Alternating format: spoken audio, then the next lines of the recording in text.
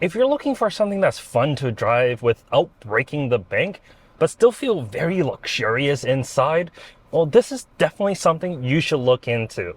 Hello, my name is Jimmy, and welcome to the 2024 Mazda 3. This here is the Canadian spec GT with the manual. So it is front-wheel drive, not all-wheel drive, and it doesn't have the turbo motor.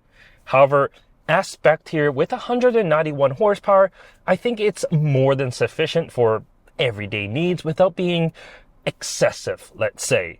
Sure, turbo power would be nice, but this is just a little bit more fun. Let me demonstrate by, just driving around here.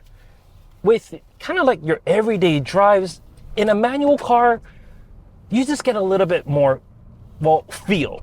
Of course, you have that connected feel with that manual shifter, but the clutch, the throttle, just everything put together just makes it a little bit more enjoyable than your regular day old traffic automatic. And because it is a manual, you just get a little bit more control.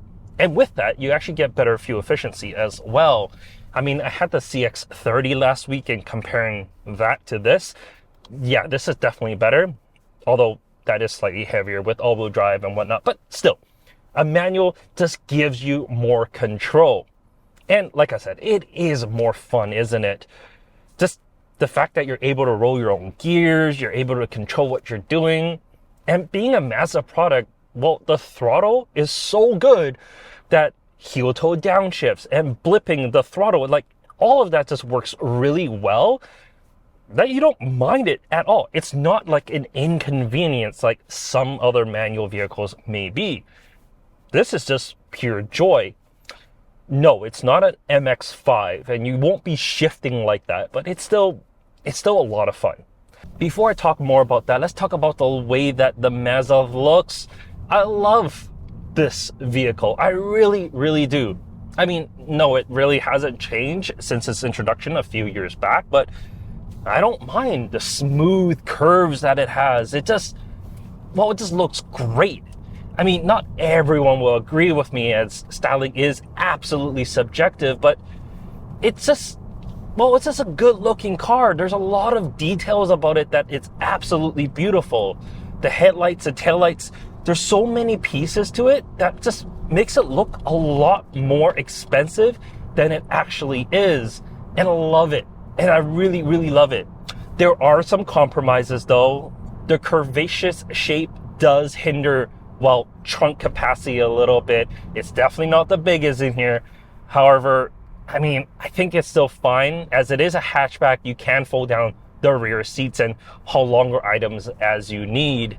And yes, the trunk floor is a bit high, but you know what? It's not that bad. It really isn't. And if you really need something bigger, Mazda is more than happy to sell you a CX-5 or CX-50. But this is the only one you can get a manual in. The back seats, yeah, it is a compact vehicle, so it is a little tight. Myself sitting behind my driver's seat position at 5'11", yeah, I'm not the happiest camper in here, but it's enough. And if you're thinking about carrying child seats, I am a child passenger safety technician. And on the passenger side, this is a Kleckling infant seat. As you can see, it does fit in. You can't put the infant carrier in here. While it does have a sloped roofline, it does make it a little bit more difficult to put the infant carrier in, but it's not like super difficult like a coupe would be. Here's myself at 5'11", sitting in front of the Kleckling itself. As for a bulky rear-facing child seat, this is a Kleck 5th in rear-facing. And once again, here's myself at 5'11" in front of it.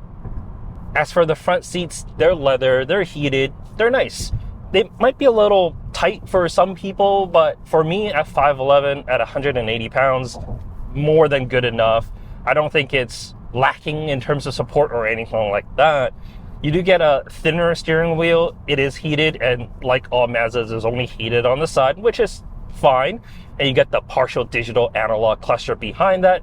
You also get a heads-up display, and the most updated part about the interior, it's the infotainment system, now featuring wireless CarPlay, which is something I've been using. Love it, works great. And yes, it does have a bigger screen than before, and yes, you can touch it while driving. which is good, but like it's a little far. I'd rather use the rotary dial right here in the center.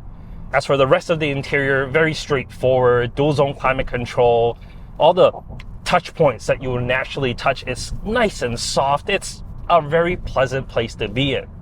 Anyways, let's talk about the powertrain. It's a 2.5 liter 4-cylinder, 191 horsepower and 186 pound-feet of torque. More than enough for everyday use, and it's, well, sufficient.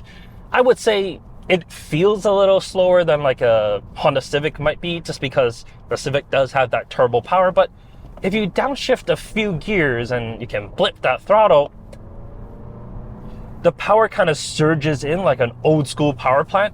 It's sort of nice. And then when you whip it around a corner, it actually sticks pretty well. Oh, a little understeer. Lift off, a little bit of oversteer. Yeah, the rear suspension isn't like the most sophisticated design, but I think Mazda engineers, they really nailed it in the fun department. I could care less if it's a multi-link or trailing arm setup that this has. Sure, a lot of journalists is going to be like, oh, it's not as sophisticated, it's nowhere near as good, it's nowhere near as well engineered, or it's super cheap. I could care less. How does it drive? How does it feel for everyday drivers? This is absolutely fun. Sure, once you get it loaded up, if you have more people in the back, things get a little bit more bouncy, but I don't know. I just feel like your typical Mazda 3 owner won't have too many people in here. It's going to be a 2 or maybe 3 person kind of vehicle, and that's about it. And with that, it's just so joyful. It just makes you happy when you drive it.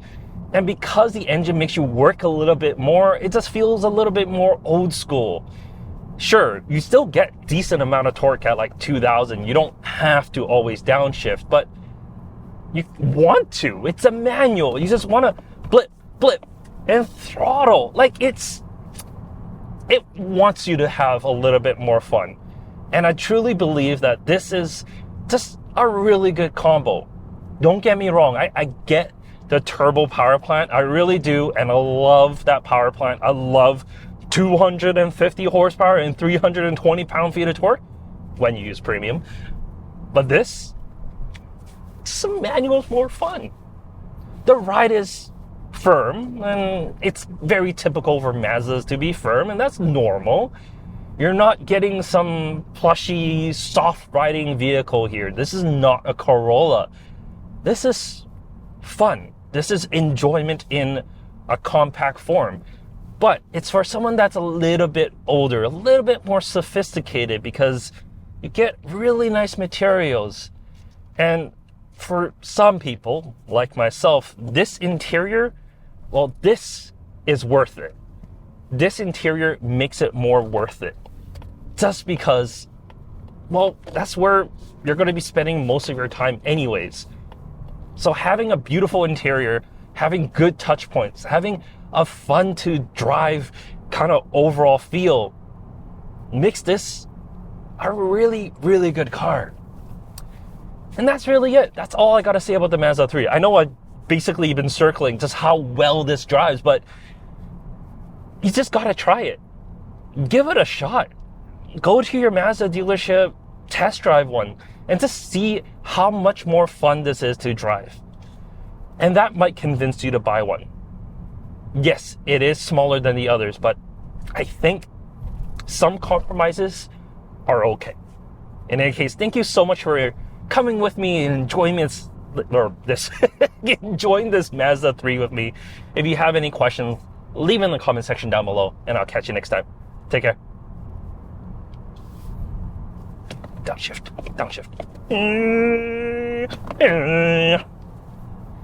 It's really quiet, so you kind of have to make fake engine noises.